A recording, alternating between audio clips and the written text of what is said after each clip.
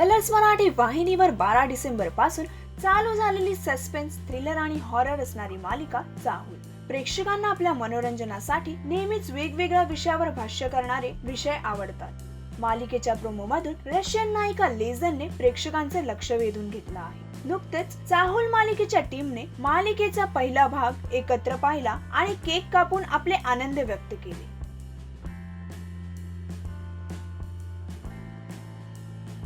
या परदेशी नायिकेची यात प्रमुख भूमिका आहे. ही मालिका तुम्ही पाहणार की नाही हे कमेंटद्वारे आम्हाला कळवा. मराठी सिनेसृष्टीच्या ताज्या अपडेट्स व गॉसिपसाठी आमच्या चॅनलला सबस्क्राईब करायला विसरू नका.